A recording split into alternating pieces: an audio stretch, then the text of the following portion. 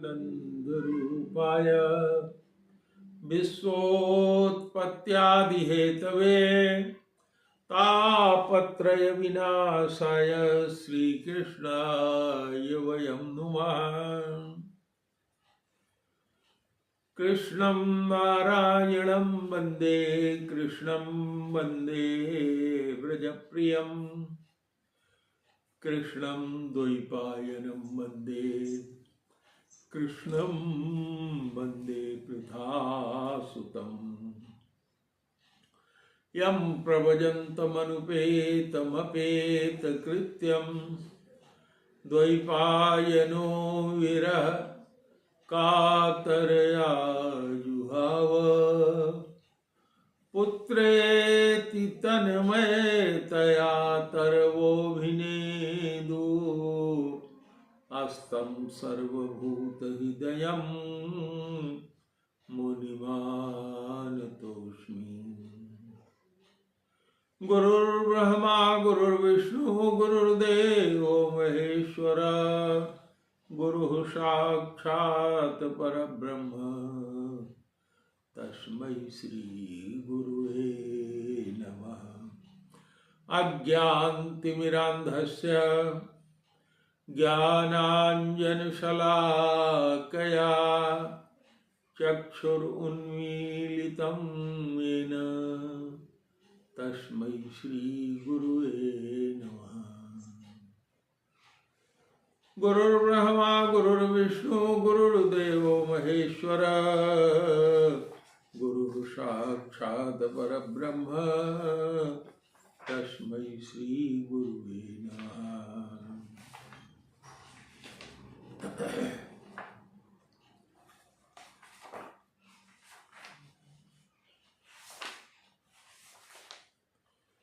चतुर्श्लोकी भागवत से शुरुआत करेंगे। इसको पढ़ने के बाद अहमेवासमेवाग्रे नान्यद्यत् सदसत् परम पश्चादहं यदेतच्च यो विश्येत स्वअसम्यहम्। ऋते अर्थायत् प्रतीयेत न प्रतीयेत चात्मनि तद्विद्यात्मनो मायां यथा आभासो यथा तमः। यथा महान्ति भूतानि भूतेषु चावचेष्वनु प्रविष्टान्यप्रविष्टानि तथा तेषु न तेष्वहम्। एतावदेव जिज्ञासयं तत्त्व जिज्ञासुनामात्मनः अन्वय व्यतिरेकाभ्यां यतस्यात् सर्वत्र सर्वदा।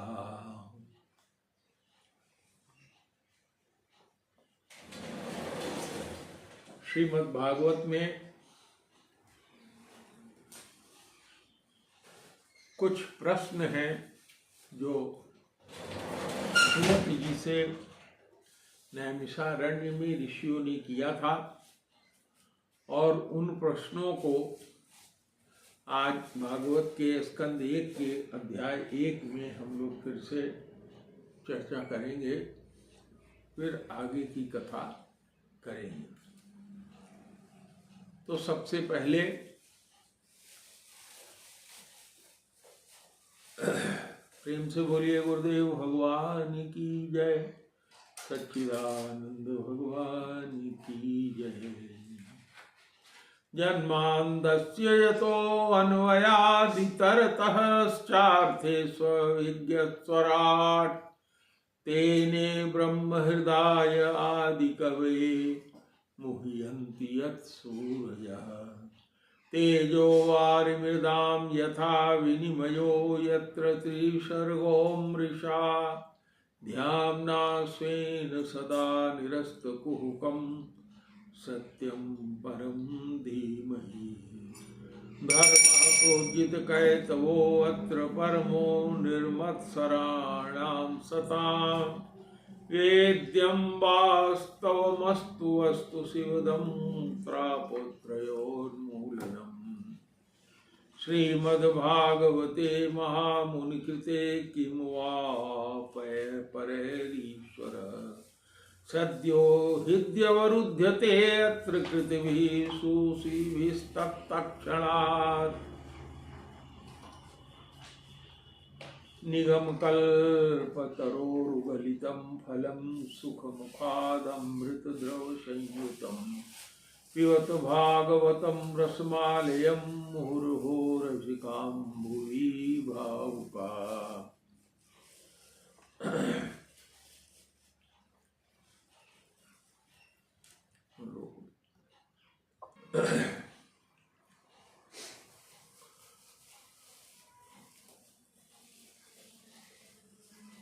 एक बार की बात है, भगवान विष्णु और देवताओं के परम पुण्यमय क्षेत्र नैमिषारण्य क्षेत्र में शौनकादि ऋषियों ने भगवत प्राप्ति की इच्छा से कि भगवान की हम लोगों को प्राप्ति हो, इस इच्छा से 1000 वर्ष का यज्ञ का अनुष्ठान किया। एक दिन की बात है, उन लोगों ने प्रातः अग्निहोत्र करके, यानी अग्नि का जो हवन इत्यादि करना था वो उस दिन का कार्य पूरा करके, जो उनका नृत्य का कर्म था उससे निवृत्त होकर के सूत जी का पूजन किया, क्योंकि सूत जी वहां आए हुए थे और उन्हें ऊंचे आसन पर बिठा करके बड़े आदर से यह प्रश्न किया जो मैं आप लोगों को सुना रहा हूं। ऋषयः ऊचु, ऋषियों ने कहा, त्वया खलु पुराणानि चाइतिहासानि चानघ, त्वया खलु पुराणानि सेतिहासानि चानघ, आख्यातन्यप्यधीतानि धर्मशास्त्राणि नान्युत।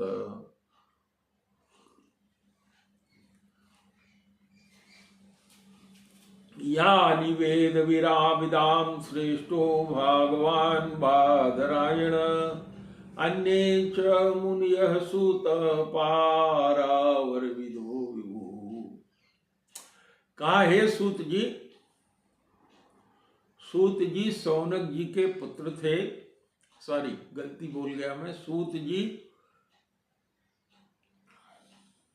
वेदव्यास जी के शिष्य थे और वहां 1000 वर्ष का ऋषियों का अनुष्ठान सुन करके वहां आए थे। शौनक जी जो 88,000 ऋषि थे उनके कुलपति थे, मुख्य अधिष्ठाता थे। जैसे आश्रम का कोई इंचार्ज होता है उस तरह से कुलपति उसको कहा जाता है, जहां बहुत से लोगों को रुकने का, खाने का अधिष्ठान मिले, यानी कि रुक सके, खा सके, निवास कर सके। तो सूत जी वहीं नैमिष में रहते थे, आए थे और ये जो थे शौनक जी वहीं नैमिष में रहते थे। वहाँ के 88,000 ऋषियों के कुलपति थे, उनको चुना गया था क्योंकि वहीं के आश्रम के इंचार्ज थे। तो इन शौनक आदि ऋषियों ने प्रश्न किया उनसे, सूत जी से, उनका पूजा वगैरह करके स्वागत करके उनसे प्रश्न किया कि आप समस्त इतिहास, पुराण और धर्मशास्त्र को विधि पूर्वक जानने वाले हैं और भली प्रकार से आपने उनकी व्याख्या भी किया है। आप वेद वेत्ताओं में श्रेष्ठ, यानी वेदों को अच्छी तरह से जानने वाले जो सबसे श्रेष्ठतम हैं, भगवान बादरायण यानी वेदव्यास जी के शिष्य हैं। और वेदव्यास जी की विशेषता क्या है? वेदव्यास जी भगवान के सगुण और निर्गुण दोनों रूपों को जानते हैं। ज्यादातर ऋषि ऐसे होते हैं कि या तो भगवान के सगुण रूप की उपासना करते हैं या निर्गुण रूप की। तो वेद व्यास जी कैसे हैं? सगुण और निर्गुण दोनों रूपों में व्याख्याता है, यानी दोनों रूपों के बारे में जानते हैं, उनको प्राप्त किया है।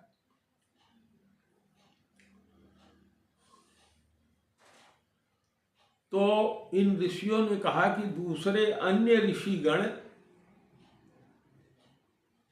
जो ज्ञान रखते हैं उसका वास्तविक ज्ञान आपको हे सूत जी है, और आपका हृदय बहुत ही बड़ा है, सरल है, उदार है और शुद्ध है।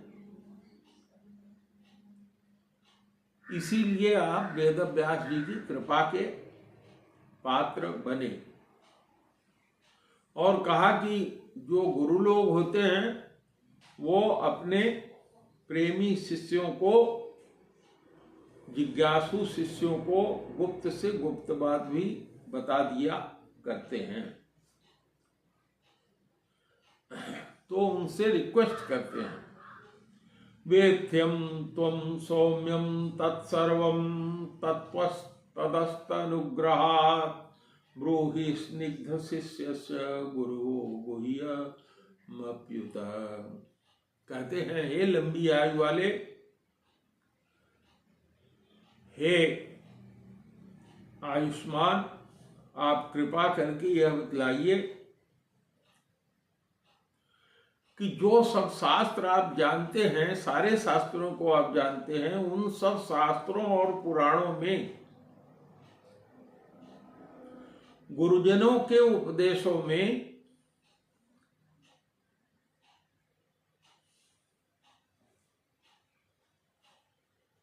जो कलयुग का जीव है उसके परम कल्याण का जो सहज साधन हो वह बताइए, या गुरुओं ने जीव के, कलयुगी जीव के परम कल्याण का क्या साधन निश्चित किया है उसको हमें बताइए। तत्र तत्रांजसा युष्मन् भवता यद् विनिश्चितम् पुंसामेकान्ततः श्रेयस् अस्तन्न संसृतुमर्हसि। करें कि हे सूत जी, आप संत समाज के भूषण हैं।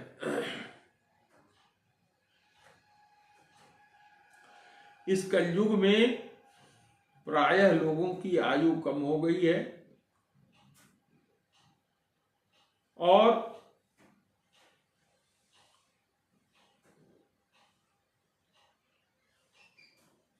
साधन करने में भी लोगों की रुचि नहीं है, कोई साधना करना नहीं चाहता और लोगों के अंदर साधन करने की प्रवृत्ति भी नहीं है।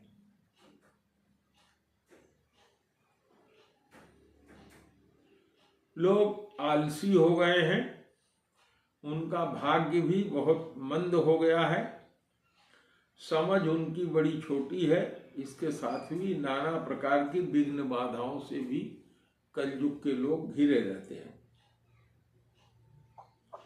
प्रायेणाल्पयुषः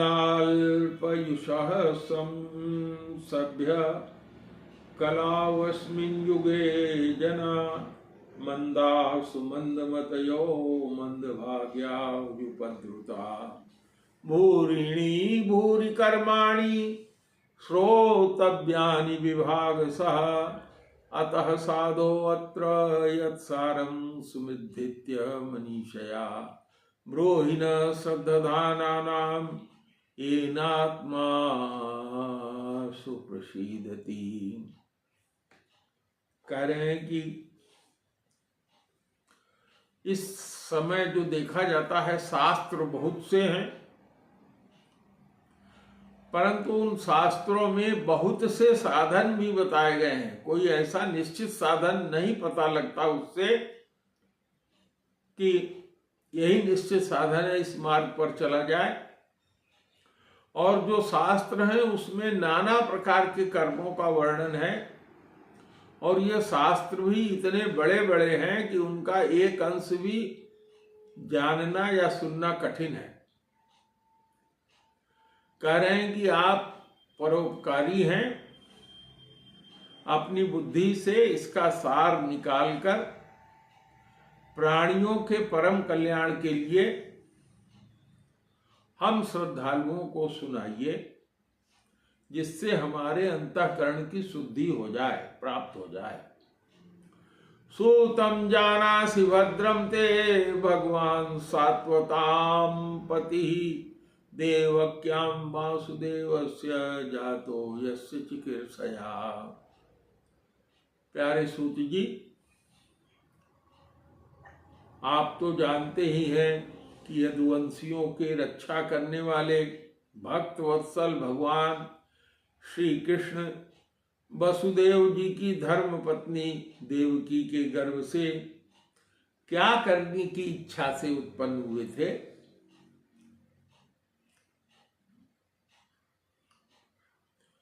तन्न शुश्रूषमाणानां हर्ष्यांगानुवर्णितम् यस्यावतारो भूतानां क्षेमाय च भवाय च। हम लोग उसको सुनना चाहते हैं, आप कृपा करके हमारे लिए उसका वर्णन कीजिए, क्योंकि भगवान का अवतार जीवों का परम कल्याण और उनकी भगवत प्रेम की समृद्धि के लिए ही होता है। आपन्नः संसृतिं घोरां यन्नाम विवशो गृह्णन् तस्य सद्यो विमुच्येत यद्विभेति स्वयं भया।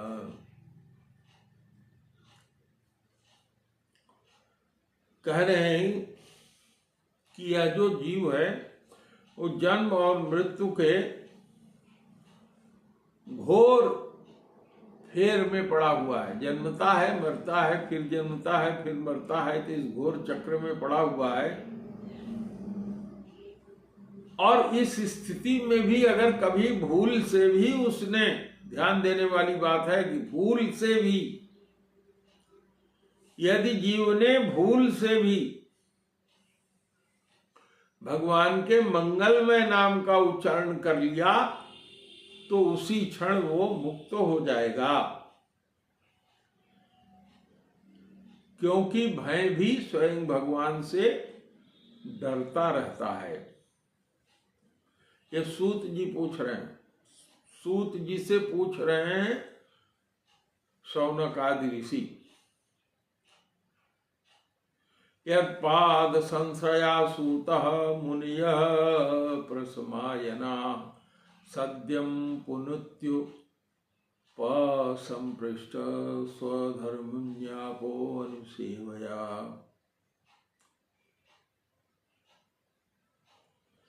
हे सूत जी, आप परम वैरागी हैं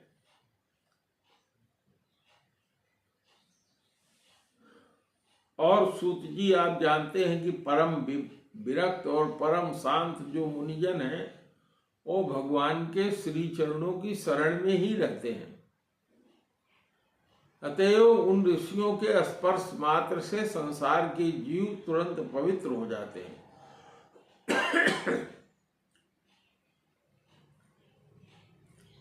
और गंगा जी के जल का बहुत दिनों तक सेवन भी किया जाए तब कहीं जाकर के पवित्रता प्राप्त होती है। को आ भगवतस्तस्य पुण्यश्लोकेड्य कर्मणः शुद्धि कामोन सुण्यायाद्याशः कलेमलापहम्। कह रहे हैं कि ऐसे जो पुण्यात्मा भक्त हैं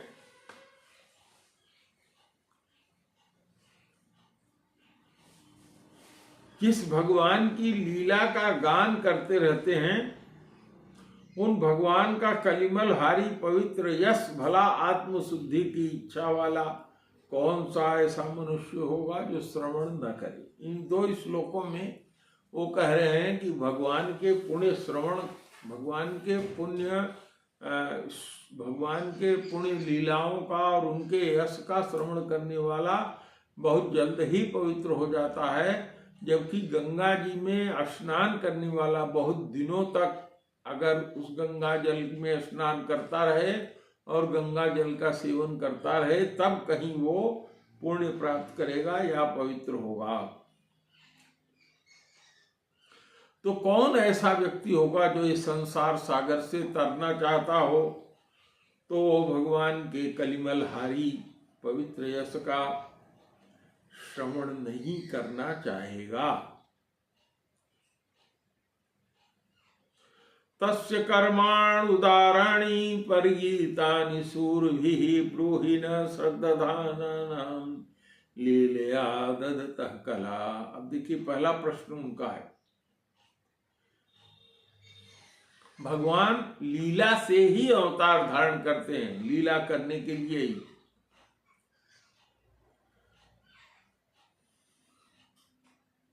और नारद आदि महात्माओं ने भगवान के उदार कर्मों का, जो भगवान लीला ग्रहण करने पर कर्म करते हैं, उन कर्मों का गान किया है।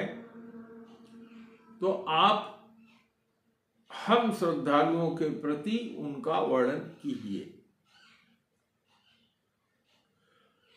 अथाख्या ही हरे धीमन अवतार कथा शुभम लीला विदधता स्वैरमीश्वरस्यात्म मायया। हे बुद्धिमान सूत जी, जो सर्व समर्थ प्रभु हैं, वो अपनी योग माया से ही अवतार लेते हैं या स्वच्छंद लीला करते हैं।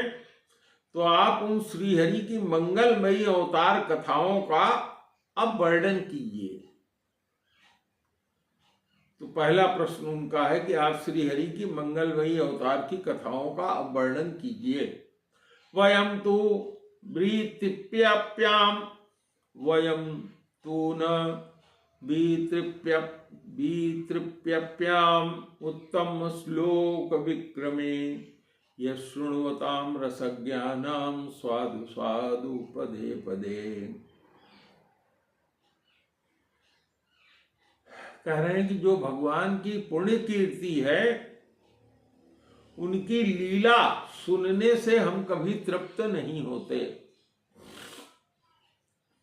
सौनक आदि ऋषि लोग कह रहे हैं कि उनकी लीला सुनने से हम लोग कभी तृप्त नहीं होते, क्योंकि रसज्ञ श्रोताओं का पद पद पर भगवान की लीलाओं में नए नए रस का अनुभव होता रहता है। जो रसज्ञ भक्त हैं, उनको हर एक क्षण भगवान की लीलाओं का नया नया रस का अनुभव होता रहता है। भगवान की एक ही लीला में अभी उनको कुछ रस मिला, तो अभी कुछ अलग तरह का रस उनको मिलता है। कृतवान किल्विर्याणि सहरामेण केशवः अतिम्यर्त्यानि भगवान गूढ़ कपट मानस। भगवान श्री कृष्ण अपने को जब प्रकट हुए थे तो छिपाए हुए थे, और वो लोगों के सामने ऐसी चेष्टा करते थे। वहां से प्रभुपाद जी की लिखी हुई श्रीमद् भागवत भाग लिख रखी है, उठा लाओ देखकर। उसमें भी उन्होंने बड़ा सुंदर 7 इन प्रश्नों का वर्णन किया है। तो कह रहे हैं ये ऋषि लोग कि भगवान श्री कृष्ण जब प्रकट हुए थे तो अपने को मनुष्य की तरह से रखे थे, यानी छुपाए हुए थे। कोई जानता नहीं था कि वो भगवान है, और लोगों के सामने वो कार्य व्यवहार भी ऐसा करते थे कि लोग समझते थे कि वो यहाँ है भैया, ये है। वो समझते थे कि वो मनुष्य ही है, ये मोटी वाली जो है। हाँ जी। तो कलिमागतक माज्ञाय क्षेत्रे अस्मिन् वैष्णवे वयम् आसीना दीर्घ सत्रेण कथायाम सक्षणा हरे। ये ऋषि लोग कह रहे हैं कि कलयुग आया है, ये हम लोगों ने जान लिया है। तो अतः हम लोग इस वैष्णव क्षेत्र में दीर्घकालीन सत्र का संकल्प करके बैठे हैं। 1000 वर्ष के यज्ञ का आयोजन करके हम लोग बैठे हैं। ये कलयुग का गुण क्या है? त्वं न संदर्शितो धराता दुस्तरम स्थिर सताम कलिम सत्वहरम पुरुषा कर्णधारी वाणियम। ये जो कलयुग है ये हर व्यक्ति के जीव के अंतःकरण, मन बुद्धि चित्त और अहंकार, ये अंतःकरण होता है। मन को, बुद्धि को भी, चित्त को भी क्या कर देता है? अंतःकरण की जो पवित्रता होती है और जीव की जो शक्ति होती है उसका नाश कर देता है और इससे पार पाना अत्यंत कठिन है। जैसे समुद्र से पार जाने के लिए कोई कर्णधार मिल जाए, यानी कोई जहाज मिल जाए जो समुद्र से पार करा दे, उसी प्रकार हम लोग जानते हैं कि आप इस कलयुग से पार करा सकते हैं हम लोगों को, तो भगवान ने ही हम लोगों को आपसे मिलाया है। ब्रूहि योगेश्वरे कृष्णे ब्रह्मणे धर्म वर्मणि स्वाम काष्ठा मधुनोपेते धर्म कहम शरणम गतः। धर्म के रक्षक और ब्राह्मणों के भक्त योगेश्वर भगवान श्री कृष्ण के अपने धाम पधार जाने पर, एक गिलास पानी दे दो, धर्म ने किसकी शरण लिया यह हमको बताइए, ये हम लोग सुनने में इच्छुक हैं। तो श्री प्रभुपाद जो है, जिन्होंने श्री कृष्ण चैतन्य हरे कृष्ण आंदोलन को शुरू किया, जो इस्कॉन के नाम से फेमस है, तो उसमें उन्होंने बहुत सुंदर टीका श्रीमद् भागवत की लिखी है। तो उसी टीका से जो मुनियों के प्रश्न है वो आप लोगों के सामने मैं प्रस्तुत करने जा रहा हूं।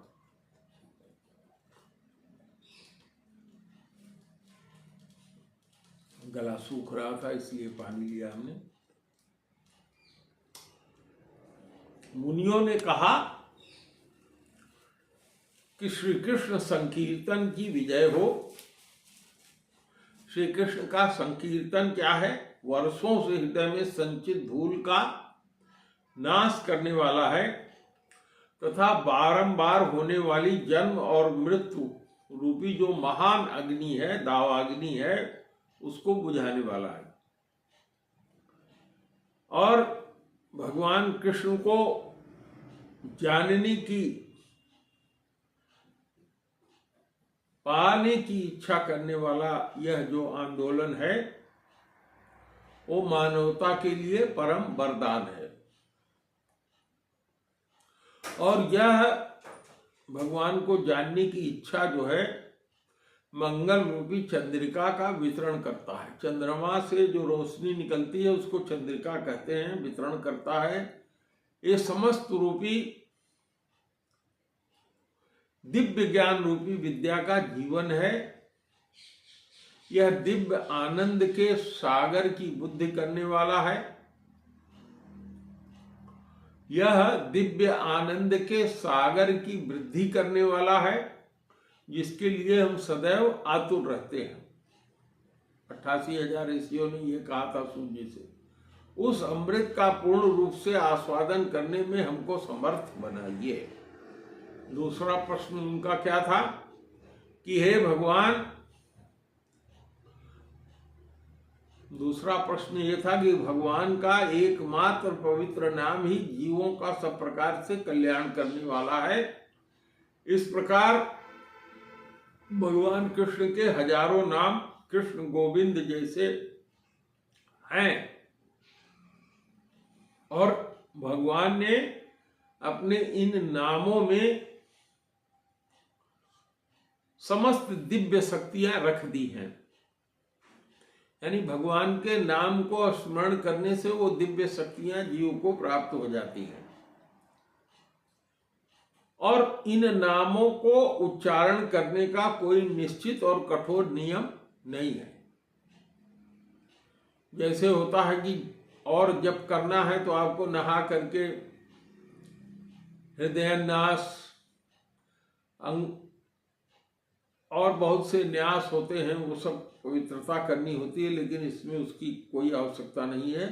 अतः हे प्रभु, आप कृपा के कारण भगवान के इन पावन नामों का हमें, इन नामों को बताइए जिनके कीर्तन से हम अत्यंत सरलता से भगवान को प्राप्त करने में समर्थ हो सके।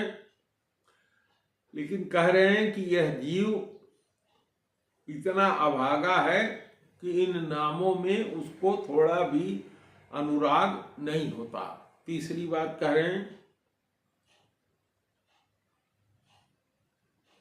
जो व्यक्ति है वो पवित्र हरि नाम का कीर्तन किस तरह से करे, विनम्र भाव से करे, और स्वयं को क्या समझे कि मैं मार्ग में पड़ा हुआ कोई तृण हूं, इससे उससे भी छोटा मानकर भगवान के नाम का संकीर्तन करे, यानी देहाभिमान उसका मिट जाए। मनुष्य को वृक्ष के समान सहनशील होना चाहिए तथा मिथ्या मान अभिमान की भावना से पवित्र रहकर दूसरों का आदर देने में, दूसरों को आदर देने में तत्पर रहना चाहिए। क्यों? क्योंकि ऐसी मानसिक अवस्था में मनुष्य भगवान के पवित्र नाम का कीर्तन निरंतर कर सकता है। चौथा कह रहे हैं, हे सर्वसमर्थ जगदीश, मुझ में धन एकत्र करने की कोई कामना नहीं है, न ही मैं सुंदर स्त्रियों, अनुयायियों अथवा स्व अलंकार कविता का ही इच्छुक हूं। मुझे तो केवल जन्म जन्मांतर में आपकी अहेतुकी भक्ति ही चाहिए। आगे कह रहे हैं, हे नंद के अनुज कृष्ण, मैं तो आपका सनातन सेवक हूं, किंतु किसी न किसी कारण से मैं जन्म रूप मृत्यु रूपी सागर में गिर पड़ा हूं। कृपया इस भव सागर से मेरा उद्धार करके अपने चरण कमलों की धूल का एक एक कण हमको दीजिए। चैतन्य महाप्रभु के ये वाक्य हैं जो हम लोग पढ़ रहे हैं, 1 2 3 4 5 हमने आपको सुनाया। छठवां, हे प्रभु, आपके पवित्र नाम का कीर्तन करते हुए कब मेरे नेत्र अवितरित प्रेमाश्रुओं की धारा से अश्रु पूरित होंगे। आपका नाम उच्चारण करने मात्र से मेरा कंठ गदगद वाणी से रुद्ध हो जाएगा। कब ऐसी स्थिति आएगी? अब कब मेरा शरीर आपके नामों को सुनकर रोमांचित हो उठेगा। हे गोविंद, आपके विरह में मुझे एक क्षण का समय भी 12 वर्षों से अधिक का प्रतीत हो रहा है। नेत्रों से मूसलाधार वर्षा के समान निरंतर अश्रुधारा प्रवाहित हो रही है। आपके विरह में मुझे सारा विश्व शून्य लग रहा है। और 8वां, एकमात्र श्री कृष्ण के अतिरिक्त अन्य कोई भी मेरा प्राणनाथ नहीं है, और वो मेरे लिए यथा अनुरूप ही बने रहेंगे। चाहे वो मेरा गाढ़ आलिंगन करें अथवा मुझे पैर के नीचे कुचल दें अथवा दर्शन न देकर मेरा हृदय तोड़ दें। वो श्री कृष्ण, वो लंपट कुछ भी क्यों न करें, मैं तो, क्योंकि वो सब कुछ करने में समर्थ हैं और स्वतंत्र हैं, क्योंकि बिना किसी शर्त के वो नित्य मेरे आराध्य प्राणेश्वर हैं। चैतन्य महाप्रभु ने ये 8 चीजें कही। तो इन्हीं के साथ आज मैं समाप्त करता हूँ। श्री राम जय राम, जय जय राम। श्री राम जय राम, जय जय राम। प्रेम से बोलो गुरुदेव भगवान की जय। विनोद सर